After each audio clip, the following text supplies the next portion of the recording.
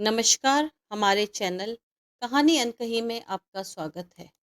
आइए आज हम आपको एक नई कहानी सुनाते हैं। इस कहानी का शीर्षक है एक करवा चौथ ऐसा भी। सुबह से ही मन बहुत उदास है। अमित की बहुत याद आ रही है। आज अस्पताल से मैं घर आ गई हूँ। साथ में मेरी नन्ही सी पीहू भी है। पीहू अभी 6 दिन की हुई है। दरवाजे पर सासू माँ ने आरती उतारी और नंद को नेक दिया। पर मेरा मन बहुत उदास है। अमित को छुट्टी ही नहीं मिली और वो आ भी नहीं पाए। पिछले 10 महीने से सिर्फ फोन पर ही बात हो पाई थी। पहले कुछ दिनों तक वीडियो कॉल करते थे, पर अब वो भी नहीं आ रहे हैं। बेटी होने की खबर उनको दी थी। उस दिन बात भी हुई थी। उसके बाद तो अब तक बात ही नहीं हो पाई है। उन्होंने मुझसे वादा किया है कि सिया, इस बार करवा चौथ पर जरूर आ जाऊंगा। मैं अपनी सोच में गुम थी कि अचानक ननद की आवाज़ ने मुझे अपनी सोच से बाहर निकाला। ननद ताना देते हुए बोली, भाभी खाना खा लो। मेरी सास तो कभी रोटी तक नहीं देती। आपको मम्मी खाना तो खिला रही है। उन्होंने तो बेटा होने के 8वें दिन ही घर में मुझसे पूजा करा दी थी और मुझे रसोई संभला दी थी। ननद की कड़वी बात सुनते सुनते मैं चुपचाप खाना खाने लगी। आज पीहू को हुए 12 दिन हो गए हैं। अमित से बात ही नहीं हो पा रही है। इस बार उनकी पोस्टिंग श्रीनगर बॉर्डर पर है। मैं चुपचाप से बाहर से कपड़े उठाकर अंदर जा रही थी। देवर और नंद वहीं बैठकर किसी बात पर हंस रहे थे। मुझे देखकर देवर दंत से बोले, भाभी आपको देखकर तो ऐसा नहीं लगता है कि बच्चा पैदा करके आपने बहुत बड़ा काम किया है। इतना आराम तो कोई भी बहू नहीं करती जितना आपको मम्मी करवा रही हैं। उसकी बात सुनकर सासू माँ भी जोर जोर से हंसने लगी और ससुर जी भी उधर मुंह घुमाकर हंसने लगे। मैं चुपचाप से अपने कमरे में चली गई। पीहू उठ गई थी। इतनी देर में मम्मी जोर से आवाज देकर बोली, बहुरानी आराम हो गया हो तो थोड़ी झाड़ू लगा लो और सब्जी काट दो। पीहू को छोड़कर मैं बाहर जाकर सब्जी काटने लगी और झाड़ू लगाकर अंदर कमरे में चली गई। मेरी कमर में बहुत दर्द हो रहा था। अगले दिन पापा जी ने अमित से बात करने की बहुत कोशिश करी, पर बात ही नहीं हो पाई। पीहू के होने के 15 दिन बाद ही घर में हवन करवा दिया गया। पीहू अभी बहुत छोटी थी, पर घर के सारे काम मुझसे ही कराए जाते थे। पीहू को कोई संभालता ही नहीं था। इस कारण से पीहू और मैं दोनों ही कमजोर होते जा रहे थे। अमित ने कहा था कि मैं करवा चौथ पर आ जाऊंगा। परसों ही करवा चौथ है, पर अमित का कोई फोन ही नहीं लग रहा है। समझ में नहीं आ रहा वह है कहाँ। कहीं से भी कुछ पता नहीं लग रहा।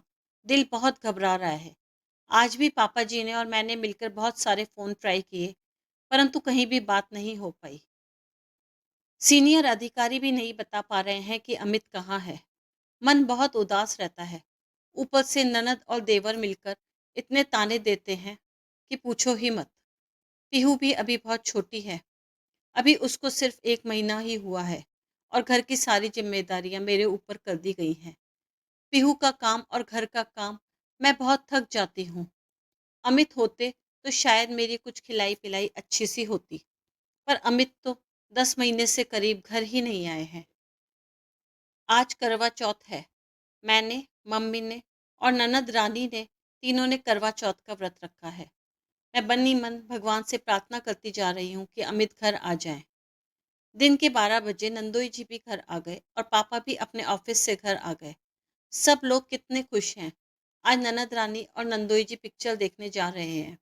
मम्मी पापा भी अपने कमरे में आराम कर रहे हैं और मैं किचन में शाम का खाना बनाने में लगी हुई हूँ। यादों में सिर्फ अमित ही अमित चल रहे हैं। पता नहीं अमित का फ़ोन क्यों नहीं आया। उन्होंने तो कहा था कि मैं शाम तक ज़रूर तुम्हारे पास आऊँगा। शाम के करीब 6 बज गए थे। ननद रानी और नंदोई जी पिक्चर देखकर वापस आ गए थे।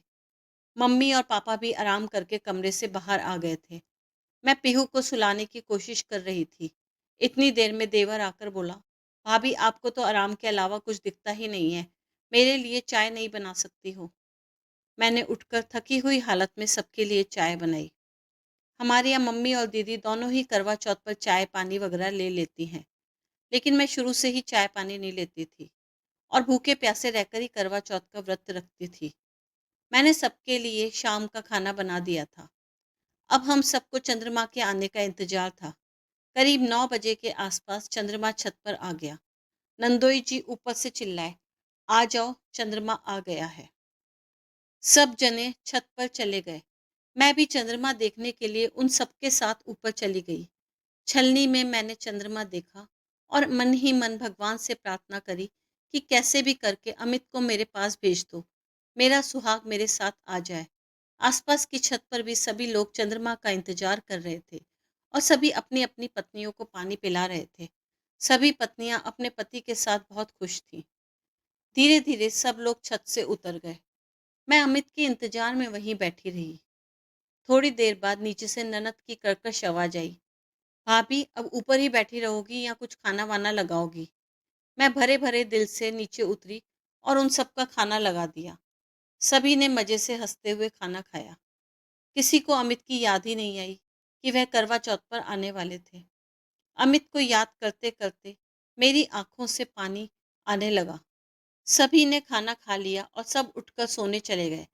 किसी को भी यह परवाह नहीं थी कि मैंने खाना खाया, पानी पिया या नहीं। मुझे ज़्यादा भूख प्यास नहीं लग रही थी, परंतु मुझे पीहू को भी दूध पिलाना था, अतः कुछ खाना जरूरी था। मैंने थाली में चंद्रमा को अर्घ्य दिया और एक कौल तोड़ा और अपने मुंह में रख लिया। साथ में अमित का चेहरा मेरी आंखों के सामने आ रहा था। जैसे तैसे मैंने थोड़ा बहुत खाना खाया। रात के 12 बज चुके थे।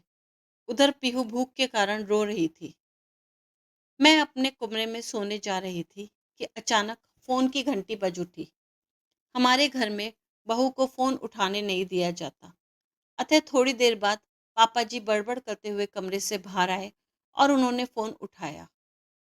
पता नहीं वहां पर किसने क्या बोला, पापा के हाथ से रिसीवर नीचे गिर गया और पापा वहीं सोफे पर बैठ गए और रोने लगे। उनके रोने की आवाज़ सुनकर सभी लोग अपने कमरे से बाहर आ गए। पापा ने रोते रोते बताया कि श्रीनगर की बॉर्डर पर कुछ लड़ाई हुई थी, उसमें अमित शहीद हो गए। मेरे हाथ में पानी का गिलास था, वह वहीं गिर गया और मैं वहीं बैठ गई। मुझे लग रहा था कि पापा जी झूठ बोल रहे हैं, परंतु घर में सभी लोग रो रहे थे। ऐसा लग रहा था कि कलेजा मुंह से बाहर आ जाएगा। मुझे समझ में नहीं आ रहा था कि मैं क्या करूं। अंदर पीहू भी बराबर रोए जा रही थी, परंतु उसे कोई नहीं उठा रहा था। किसी ने भी मुझे और पीहू को नहीं संभाला। करीब 15-20 मिनट रोकर वह रो रो के सो गई। मैं भी बराबर रोई जा रही थी। मुझे लग रहा था कि यह खबर गलत है। दिल मानने को ही तैयार नहीं था। अमित ने कहा था कि मैं करवा चौथ पर जरूर तुम्हारे पास आऊंगा, परंतु ऐसी खबर समझ में नहीं आ रहा था क्या सही है क्या गलत है। मैं सर पकड़कर जमीन पर बैठी रोती रही। रात भर पापा, देवर, ननद सबने सारी रिश्तेदारी में खबर करी। मेरे मायके वालों को भी फोन किया गया। घर में केवल मम्मी और पापा ही हैं, वह दोनों आ गए। मेरा कोई भाई या बहन नहीं है और हम एक गरीब फैमिली से हैं। मम्मी ने आते ही पीहू और मुझे दोनों को संभाल लिया। वह बराबर दिलासा दे रही थी, परंतु दिल था कि मान ही नहीं रहा था कि अमित अब नहीं रहे। दूसरे दिन ही सीनियर अधिकारियों का श्रीनगर से फोन आया और वह बोले कि अमित की बॉडी बॉर्डर के उस पार है और वहां के अधिकारी हमें वह नहीं दे रहे हैं। अब हमें कुछ दिनों तक उसकी बॉडी मिलने का इंतजार करना पड़ेगा। 3 दिन बाद श्रीनगर से अमित के कपड़े और सामान घर आ गया। पापा जी ने और सबने मिलकर अमित के कपड़े और सामान का ही दाह संस्कार कर दिया। श्रीनगर में सीनियर अधिकारियों से बराबर बात हो रही थी और वह यही कह रहे थे कि अमित की बॉडी पड़ोसी मुल्क नहीं दे रहा है। मैं बहुत परेशान थी। मेरी मम्मी और पापा भी परेशान थे, परंतु वह अपनी परेशानी मुझे नहीं दिखा रहे थे।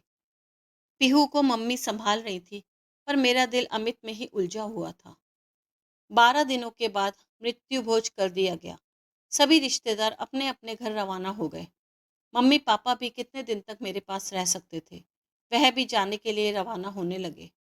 मम्मी और पापा दोनों बहुत रो रहे थे, साथ में मैं भी रो रही थी। हम लोगों के रोने की आवाज़ सुनकर सासू जी ने ताना मारा, वैसे ही 12 दिन से इतना रोना धोना मचा रखा है, अब आप लोग थोड़ा नाटक कम करो। मम्मी पापा को मेरे सास ससुर का स्वभाव पता था। उन्होंने चुपचाप होकर जाना ही ठीक समझा। कुछ दिनों तक घर में रिश्तेदारों का आना जाना लगा रहा। ननद भी अब अपने घर चली गई थी, परंतु एक ही शहर में होने के कारण हर दूसरे दिन सुबह से घर पर आ जाती थी। और ननद के दोनों बच्चे घर पर आकर बहुत शैतानी मचाते थे। मैं इतनी कमजोर हो गई थी कि मुझसे खाना नहीं बन पाता था, परंतु सासू माँ का गुस्सा और पापा जी का स्वभाव देखकर मुझे किचन में लगा रहना पड़ता था। पीहू की परवरिश अच्छे से नहीं हो पा रही थी। ननद के बच्चे बहुत शैतानी करते थे, पूरा घर फैला देते थे। उनके जाने के बाद मुझे पूरा घर भी समेटना पड़ता था। मैं थक जाती थी, किसी का भी ध्यान मेरी तरफ नहीं था। अमित के जाने के करीब 1 महीने के बाद ही पापा जी और मम्मी जी मेरे पास आए और बोले कि तुम्हें बैंक चलना है, कुछ हस्ताक्षर वगैरह करने हैं। मुझे समझ नहीं आया यह लोग क्या कह रहे हैं। उन्होंने मुझे कुछ बताया भी नहीं था। अगले दिन ही हम लोग बैंक गए। वहां पर पापा ने और मम्मी ने मुझे बहुत सारे पेपर्स पर साइन करवाए। मुझे कुछ कुछ समझ आ रहा था। शायद ये अमित के पेंशन के पेपर थे जो मृत्यु उपरांत मिलने वाली थी। लेकिन मुझ में इतनी ताकत ही नहीं थी कि मैं पापा और मम्मी से इसके लिए उलझती। मैंने सोचा यह लोग जो डिसीजन कर रहे हैं वही सही होगा। अगले महीने से अमित की पेंशन मेरे अकाउंट में आने लगी, परंतु पापा ने मेरा एटीएम कार्ड ले लिया था। उनका कहना था हम तुम दोनों को संभाल रहे हैं और हमें तुम दोनों की जिम्मेदारी भी उठानी पड़ती है। घर के सारे खर्चे भी हमारे ऊपर आ गए हैं। मैं घर में कलेश नहीं चाहती थी, अतः मैंने एटीएम कार्ड उनको ही दे दिया। पीहू 3 महीने की थी। वह बहुत कमजोर थी। भी मैं पापा मम्मी से पैसे मांगती, वह लोग चिड़चिड़ करने लगते थे। बहुत मुश्किल से वह मुझे महीने में 1500 रुपये देते थे, जिससे मैं अपना और पीहू का कुछ सामान ले आती थी। घर के काम करने से मैं बहुत कमजोर हो गई थी। सारा दिन घर में रिश्तेदारों और दोस्तों का आना जाना लगा रहता था। देवर और नंद मिलकर ताने देते रहते थे। अमित की यादों में डूबकर मैं घर संभालती रहती थी। मेरे मम्मी पापा के भी फोन आते थे, परंतु यह लोग ज्यादा बात नहीं करने देते थे। समझ में नहीं आता था कि अपने दिल की बात किससे करूं। मैं टूटती जा रही थी। अमित की यादों के सहारे जीवन काट रही थी। पीहू अब 8 महीने की हो गई थी। उसको देखकर मैं अपनी जिंदगी जीती जा रही थी। इन लोगों का अत्याचार बढ़ता ही जा रहा था। अगला करवा चौथ आने वाला था। मुझे अमित की बहुत याद आ रही थी। पूरा परिवार करवा चौथ बनाने की तैयारी कर रहा था। ननद नंदोई अपने दोनों बच्चों के साथ 2 दिन से घर पर आए हुए थे। करवा चौथ के दिन मैं अमित को याद करती जा रही थी। किचन में खाना बनाते बनाते मैं रोने लगी। अचानक से ननद रसोई में आ गई और बोली, भाभी क्या रोना धोना मचाकर नौटंकी बचा रही हो? हमारी करवा चौथ क्यों अपशगुनी बना रही हो? आपको रोना है तो अपने कमरे में जाकर रो, यहाँ पर नाटक करने की कोई जरूरत नहीं है। मैंने भी चुपचाप से आंसू पोंछ लिए। आज सुबह से ही मैंने कुछ नहीं खाया पिया था। पीहू इतनी बड़ी थी कि उसको मैंने थोड़ी सी दाल खिला दी थी। अब वह आराम से सो रही थी। शाम के 6 बज चुके थे। पूरा परिवार बाहर हॉल में बैठकर हंसी मजाक कर रहा था और मैं रसोई में खाना बना रही थी। रात को 9 बजे के करीब चंद्रमा आ गया। ऊपर से नंदोई जी चिल्लाकर बोले, जल्दी जल्दी आ जाओ, चंद्रमा आ गया है। मम्मी और ननद दोनों ही ऊपर जाने लगी। मैं सामने रसोई में काम कर रही थी। ननद चिल्लाकर बोली, भाभी आपको समझ में नहीं आता है? जब सुहाग का काम होता है तो आप सामने मत पड़ा करो, अब शगुन कर देती हो आप। मैं रोने लग गई और वह मुंह बनाते हुए ऊपर चली गई। मम्मी भी आंखें तरेर कर मुझे देखे जा रही थी। वह भी पीछे पीछे ऊपर चली गई। सभी लोग चंद्रमा को अर्घ देखकर नीचे आ गए और खाना लगाने के लिए चिल्लाने लगे। देवर बोला, भाभी मेरी मम्मी और बहन दोनों इतनी भूखी हैं, आपको शर्म आनी चाहिए। हमारे आने से पहले ही टेबल पर खाना नहीं लगा सकते थे। मैं भी जल्दी जल्दी हाथ चला रही थी। देवर जोर जोर से चिल्लाकर बोल रहा था, भाभी गरम गरम पूरी लाओ। पापा बोले, सब्जी इतनी ठंडी क्यों कर रखी है, दोबारा गर्म करके लाओ। मैं पागलों की तरह रसोई और डाइनिंग दोनों में चक्कर लगा रही थी। सब लोग बहुत हंसी मजाक कर रहे थे, परंतु मेरा मन अमित की यादों में ही खोया हुआ था। सब ने खाना खा लिया। मैं सुबह से ही भूखी प्यासी थी। मन ही नहीं कर रहा था कि मैं कुछ खाऊं। मैं अपने कमरे में सोने के लिए जा रही थी। पापा, मम्मी, ननद, नंदोई और देवर सब सोने चले गए थे। अचानक घर के बाहर घंटी बजी। ऐसा लगा कि कोई गाड़ी बाहर आई है। मैं जैसे ही दरवाज़ा खोलने जाने लगी, पापा जी उठकर आ गए और मेरी तरफ आंखें तरेर कर बोले, रात को घर की बहुएं दरवाज़ा खोलती हुई अच्छी नहीं लगती, तुम अपने कमरे में जाओ। मैं धीरे धीरे अपने कमरे में चली गई और दरवाज़ा बंद कर लिया। बाहर से बहुत सारे लोगों के बोलने की आवाज़ें आ रही थीं। ऐसा लग रहा था कि कुछ बातचीत चल रही है। समझ में नहीं आ रहा था कि क्या हो रहा है। अचानक मेरे कमरे के दरवाजे पर जोर जोर से दस्तक होने लगी। ऐसा लगा कि सब लोग मिलकर मेरा दरवाज़ा खटखटा रहे हैं। पीहू भी इस आवाज़ को सुनकर उठ गई और जोर जोर से रोने लगी। मैंने जैसे ही दरवाज़ा खोला, सामने मुझे अमित खड़े हुए नजर आए। मुझे लगा मैं सपना देख रही हूँ। मैं बेहोश होकर गिरने ही वाली थी कि अमित ने मुझे अपनी बाहों का सहारा दे दिया। मैं हल्की सी बेहोश थी और मैंने धीरे से आंखें खोली। मुझे अमित ने अपनी बाहों में ले लिया था। उन्होंने धीरे से ले जाकर मुझे बिस्तर पर बिठा दिया। फिर जल्दी से रोती हुई पीहू को गोदी में उठाया और प्यार करने लगे। पीहू अचानक से चुप हो गई। मुझे समझ नहीं आया यह क्या हो रहा है। पीछे सारे घर वाले और 2 फौजी और खड़े थे। धीरे धीरे करके सभी लोग बाहर चले गए। मैं और अमित कमरे में ही रह गए। वह पीहू को प्यार किए जा रहे थे। उनकी आंखों में से और मेरी आंखों में से आंसू बह रहे थे। ऐसा लग रहा था कि मैं कोई सपना देख रही हूँ, पर यह सपना नहीं था। अमित वास्तव में वापस आ गए थे। अमित और मैं गले लगकर रोए जा रहे थे। थोड़ी देर बाद हम चुप हुए। घर वाले बार बार बाहर आने की आवाज़ें दे रहे थे। हम दोनों उठकर बाहर चले गए। ड्राइंग रूम में सभी लोग बैठ गए। अमित से सभी पूछने लगे, तुम इतने दिन कहाँ थे? मैं धीरे से जाकर अमित के लिए पानी ले आई। अमित ने सबसे पहले सबके सामने ही मुझे पानी पिलाया और बोले, मुझे पता है तुमने भी आज करवा चौथ का व्रत अवश्य रखा होगा। उनकी बात सुनकर मेरी आंखों में पानी आ गया। ननद ने बीच में आते हुए बोला, भैया इन्होंने तो सुबह ही कुछ ना कुछ खा लिया होगा। अमित ने घूर कर ननद की तरफ देखा। अमित जानते थे कि मैंने कुछ नहीं खाया पिया होगा। उन्होंने धीरे धीरे मुझे पानी पिलाया और बचे हुए पानी को खुद पी लिया। फिर घर वालों की तरफ तीखी निगाह से देखा। सारे घर वाले उनका रौद्र रूप देखकर चुप हो गए। मम्मी ने भी आंखें दिखाकर ननद को चुप रहने के लिए कहा। अमित ने मुझसे कहा, जाकर खाने की थाली लगा कर लाओ। मैं जाकर रसोई में से खाने की थाली लगा लाई। हम दोनों वहीं ड्राइंग रूम में बैठकर खाना खाने लगे। सभी लोग हमारी तरफ देखे जा रहे थे।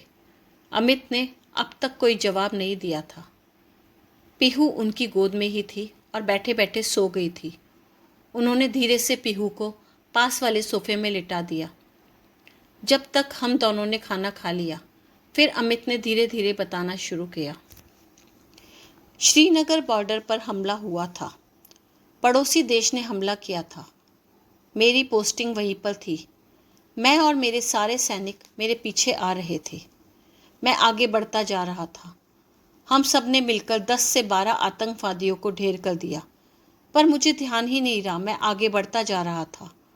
बढ़ते बढ़ते मैंने बॉर्डर क्रॉस कर दिया। वहाँ से मेरे ऊपर फायरिंग हो रही थी। मैंने पीछे मुड़कर देखा। मेरे सारे सिपाही पीछे रह गए थे। बचता बचता मैं एक चट्टान के पीछे आ गया और वहीं से फायरिंग करता रहा। सामने से भी फायरिंग हो रही थी। अचानक से एक गोली आई और मेरे कान के पास से निकल गई। मैं जोर से चिल्लाया और वहीं गिर गया। उसके बाद मुझे होश नहीं रहा कि मुझे क्या हुआ। 3 दिन बाद जब मुझे होश आया तो मैं पड़ोसी मुल्क में किसी नेक आदमी के घर पर था। उन लोगों ने मिलकर मेरी बहुत सेवा करी और मुझे छुपाकर रखा था। बहुत दिनों तक मैं सब कुछ भूल गया था। उन लोगों ने मुझे बहुत ही ध्यान से रखा। वह मुझे बाहर निकलने नहीं देते थे। लगभग 6 से 8 महीने के अंदर मुझे सब कुछ याद आने लगा। मैं धीरे धीरे ठीक होने लगा। 10 महीने में मुझे सब कुछ याद आ गया था, परंतु उस गांव से निकलना बहुत मुश्किल था। एक दिन उस गांव के मुखिया ने रात के समय मुझे तारों के नीचे से श्रीनगर बॉर्डर के पार पहुंचा दिया। धीरे धीरे मैं चलता चलता अपने ऑफिस पहुंचा और अपने अफसर से मिला। वह सब मुझे देखकर बहुत ही आश्चर्यचकित और खुश हुए। 2 महीने से मैं वहीं था।